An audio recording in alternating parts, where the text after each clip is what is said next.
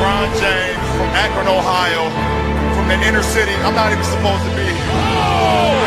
LeBron James with no regard for human life. Wade, alley-oop for James. Spectacular play. Cleveland, this is for you.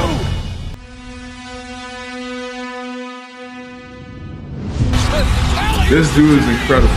But I can tell you from firsthand that LeBron James, if God created somebody to be just an athlete, that is what that person is. What Bron has done, like when you talk about Cicely Tyson, Yeah. Bron started in 03. By 2005, Bron was the best player in the NBA. Yeah. In 2020, he was still the best player in the NBA. Shit. He was the best player in the NBA no matter what the game did. When you look at the teams that Bron has carried to championship or carried to the finals, MJ didn't beat the greatest team ever assembled, nor did he run up against the greatest team ever assembled every year. You look at the skill set that Bron has. There's nobody that has ever played the game of basketball that can do what LeBron James does on a basketball court. Nobody.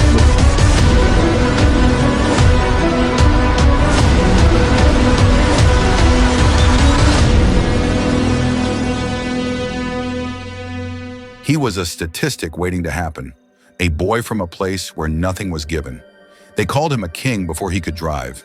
They called him a traitor at the height of his power. But before the crowns and the curses, there was a promise to a city and to himself. This is not a basketball story. This is the story of a boy who had to become a king. One of the most highly touted basketball players in the country. More showtime. LeBron James soaring through the air as he jams it home.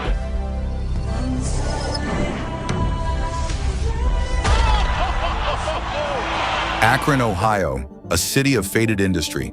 Here, a 16-year-old girl named Gloria James raised a son alone. From crackheads, to drug dealers, to gunshots every night, to police sirens.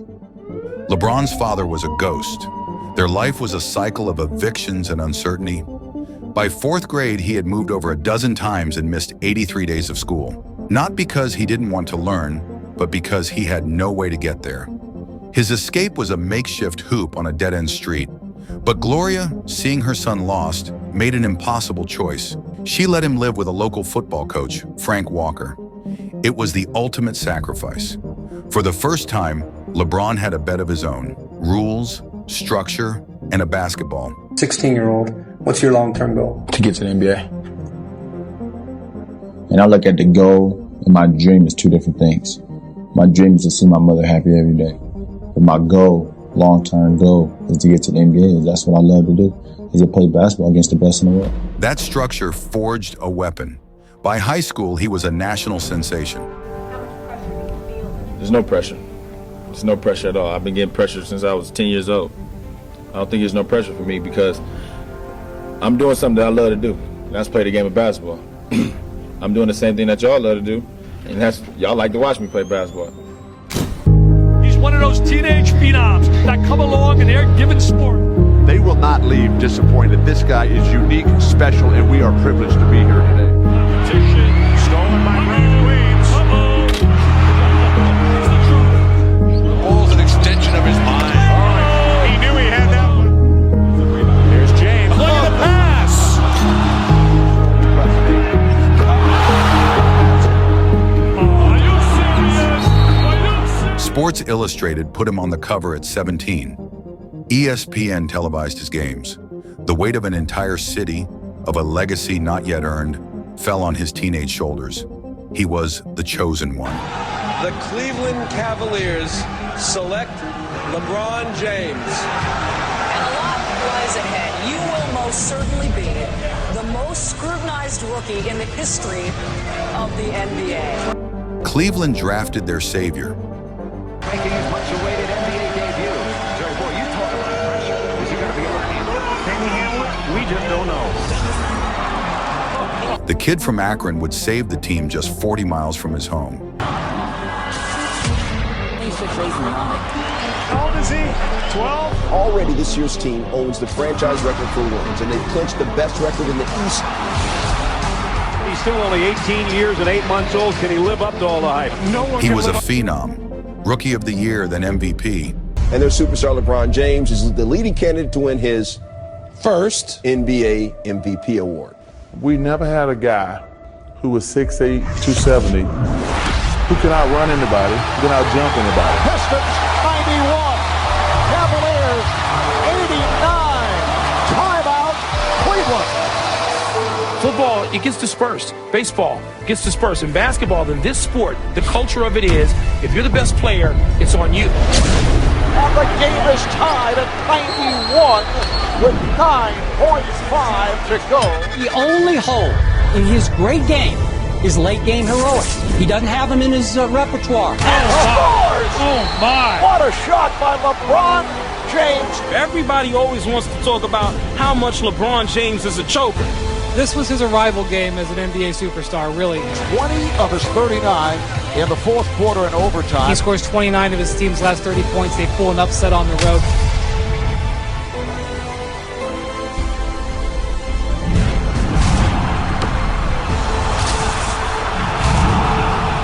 If you talk to people who know LeBron and know his career, there was before Game 5, 2007, and after. But he couldn't do it alone. Cleveland couldn't build a champion around him. And so in 2010, he faced a choice. Lost it again. Unbelievable. His 9th turnover of the night. Boston won games 4, 5, and 6. That never, ever happened to Michael Jordan. Lots of analysts, not only at ESPN but at other networks, concluded this was the mentally weakest superstar we had ever seen. And this is going to be as bitter an end to a season as you can possibly have. The year the Cavs was supposed to win an NBA championship is going to end in the second round. We broke LeBron. We didn't give a fuck about LeBron. We didn't fear LeBron, and we didn't think that he can beat all 5 of us. And that's how it felt. And Cleveland fans wondering if that's the last time he'll take off a Cavalier jersey. The answer to the question everybody wants to know. LeBron, what's your decision? In this fall, man, this is very tough. In this fall, I'm going to take my talents to South Beach and join the Miami Heat. Honestly, I think it was very arrogant, and I think it was a slap in the face to the city. He deserves everything he gets. I hope he never wins anything in Miami. He is dead to me. 11 words made him the most hated man in America. The Prince of Ohio was now a pariah. To hear sometimes you can feel it, you know, the hatred or whatever the case may be of my departure. LeBron James at Wicked Loans Arena on a night unlike any other. In Miami, he promised not 1, not 2, not 3 championships. The arrogance was a shield for the storm he knew was coming.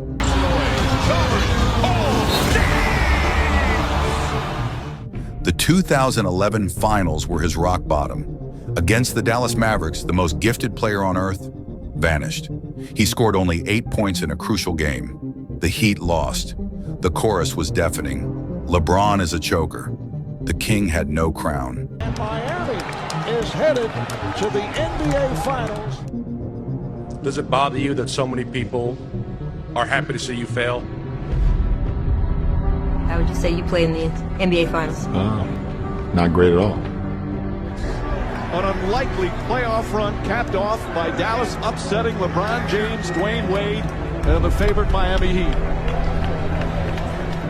Probably one of the hardest times of my life. You know, after the finals, I sat in my room for 2 weeks, did absolutely nothing, talked to absolutely nobody. How much damage did LeBron James do to his reputation with this series of basketball? He can't stand up to the pressure. The higher the expectations, the worse he performs. San Antonio Spurs are NBA champions once again. Truth is, from the start, I saw Batman talent, supreme talent. And this is going to be as bitter an end to a season as you can possibly have. And LeBron James' season is over. Is his career in Cleveland over? He was humbled, broken. In that darkness, a choice was made. Be broken by the failure or be forged by it. He returned the next season with a post-game, a jumper, and a vicious, uncompromising will. He was no longer playing for approval, he was playing for survival.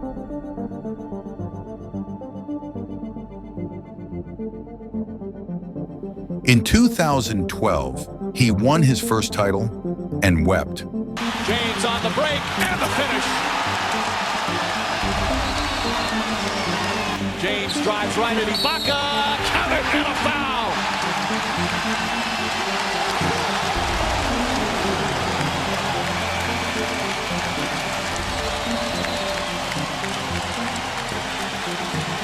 Excellent. So strong going to the rim. But Harden's got to do a better job of staying in front. It was a good move. It wasn't a great move, but the strength. Did you see the contortion? And LeBron James averaged 28.6 points, 10.2 rebounds, 7.4 assists, and is the unanimous choice for the MVP, the Bill Russell Most Valuable Player Trophy of the 2012 NBA Finals. What's the one thing that was said or written that bothered you the most? That I was selfish. That's the only thing that bothered me. That, you know, a lot of people said I was a selfish person, a selfish basketball player, and you know, I strive on being a team player, you know, doing whatever it takes to help this team win. But at the same time, I use it as motivation. And you know, I'm happy that I was able to make enough plays to put ourselves in a position to win this championship. You said that last year you were trying to prove something, and this year you realized you didn't have to do that. So how do you refocus your mind? How did you do that? I just went back to the basics. You know, I knew what got me to this point, and that was hard work and dedication. And I never had to prove anything to anyone. You know, in my first 7 years, I just went out and let the game take care of itself. And last year, I tried to prove something to everybody. You know, and I played with a lot of hate, and that's not the way I play the game of basketball. I play with a lot of love, a lot of passion, and that's what I got back to this year. The relief was palpable. A year later, he won again. The narrative was shifting, but a deeper promise remained unfulfilled.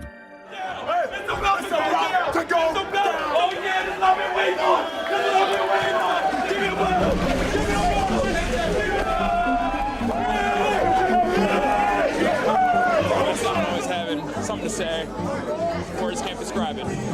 For once in my life, I'm speechless.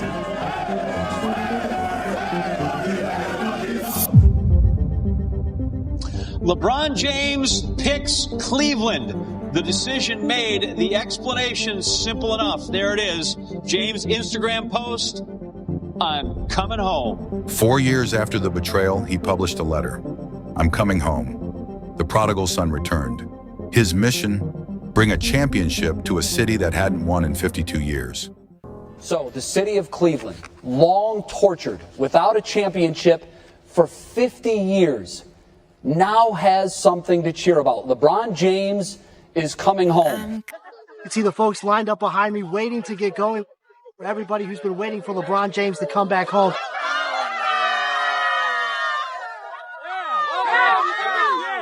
Today, LeBron's coming back. It's a welcome home party. Celebrate. Let's go. 30,000 hanging around the stadium, waiting to see LeBron. Go Cavs! Let's go! This place will be off the chart tonight. The people are just anxious to welcome him back. Even though he might not have been here, he still did things in the community. The whole area really responds to that.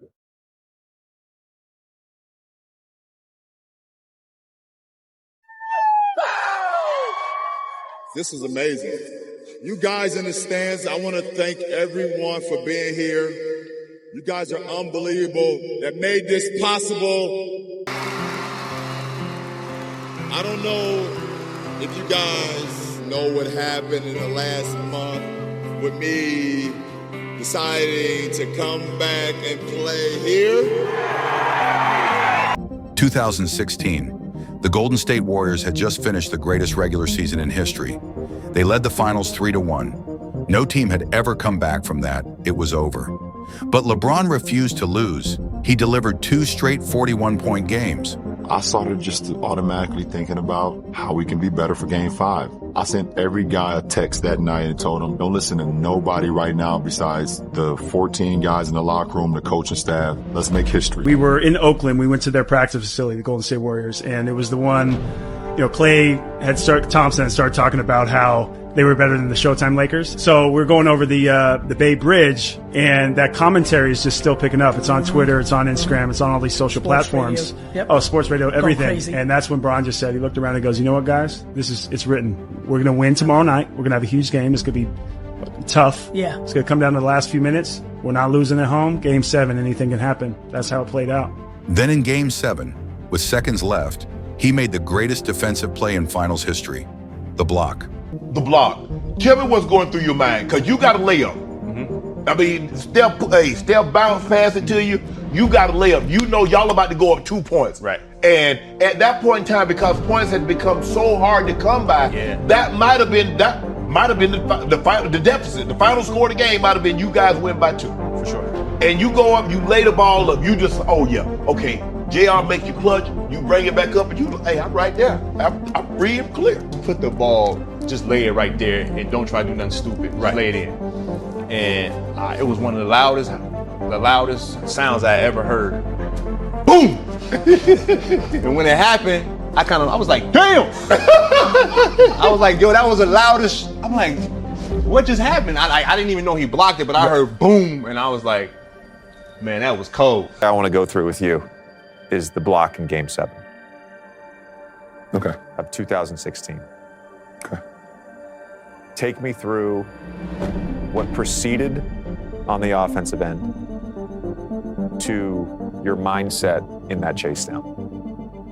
If my mind is serving me right, both teams can score. 4 minutes of game time. So when you're in the game, it actually feels like it's fucking 25, 30 minutes. I think it was 89 at the time, if I'm not mistaken. And at that point in time, I felt like Kyrie could get us the best shot. And if I'm not mistaken, I believe Kyrie drove, got a great look, shot up a floater. And I'm sitting in the corner by their bench. I'm opposite of Kyrie. I'm sitting in the corner by their bench. In my head, I said, if I'm correct with the trajectory of the ball, what I'm seeing, I got to get my ass back. Because Iggy's going to be on a sprint, Steph's going to be on a sprint, and we're outnumbered. Because I'm below the free throw line, Tristan's below the free throw line, Kyrie's shooting the ball, he's below the free throw line. And all I see is Swish, JR. So I got to get back. So as soon as when the ball is missed, I didn't, if I was to follow my coach's orders, you're supposed to get back on the race. On the release, yeah. On the release, get back on the release. I did not get back on the release. I didn't start to actually get back until I actually saw it was a miss. But in my mind, I could see the ball feeling like it was gonna be a little long. I just hauled ass, man. And when I'm running, I think, if I'm not mistaken, I don't know who it was that I kind of run around. I don't know who it was. I don't know if it was a Golden State player or one of our guys. I kind of had to run around or move around because I was in the left corner and Iggy sided on the right side. But when I run it, all I'm telling myself, I'm like, Swish, do not foul him. So you can ask any of my teammates throughout the course of my career or throughout the course of that season, anytime that you see me trailing the play, all I need is a little adjustment from the offensive player, and I promise you I'll track it down. Do not fucking foul. Do not fucking foul. I told the guys all year, if you see me hauling ass, just make him, instead of just going in for a layup, make him change it a little bit. Just a little bit. And Switch gets a lot of shit today, right?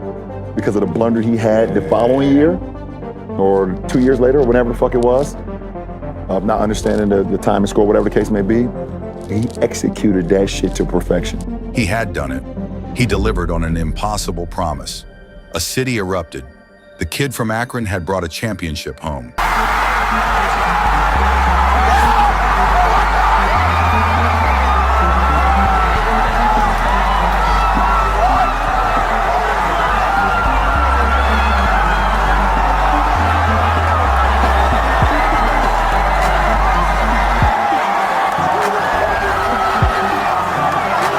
Here he is, the MVP of the 2016 NBA Finals. And we saw the emotions immediately pouring out when the buzzer finally sounded. Can you explain what's going through your head at that point?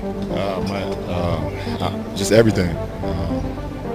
From being down 3-1 to take it all the way back to when I decided to come back to say, listen, I want to bring a championship to the city, to Cleveland sports history. Understanding the last 50-plus years, you think about like the Ernest Biner fumble in the late 80s to Elway going 99 yards. Think of the Jose Mesa, not being able to close in the bottom of the ninth in the World Series. You think about MJ hitting the shot, heard around the world over Craig Elo. 07 getting swept by the Spurs myself last year, 4-2 versus the same team. You just think about all of that. And then you think of me personally, I think about all the doubters that I continue to have over my career. Even what I've been able to do in my career, I still have, the same people, the same doubters, and then lastly, just the Cleveland fans. I can't imagine what the hell they're doing back home right now. We saw I've seen it. They're enjoying the ladies in the stand. His journey wasn't over. In Los Angeles, he won a 4th title for a 3rd franchise, solidifying his status. Then he broke the most unbreakable record, becoming the NBA's all-time leading scorer. A record that had stood for 39 years, fallen to the boy from Akron. But his true legacy is built not on courts, but in classrooms. He opened the I Promise school in his hometown for at-risk kids just like he was, providing them with the stability he once lacked. He became the first active player to become a billionaire, using his empire not just for wealth, but for social change. And in 2024, the story came full circle. The boy who grew up without a father now saw his own son enter the same league, the ultimate redemption. Son duo to play together in an NBA game. LeBron James, the chosen one, the villain, the king, the philanthropist, the father. He is the NBA's all-time leading scorer, a 4-time champion. But his story was never just about points or trophies. It's a story about the weight of expectation and the power of resilience, about the grace of second chances and the responsibility that comes with great power. He was a kid from Akron who was given nothing and promised everything. And against all odds, he delivered.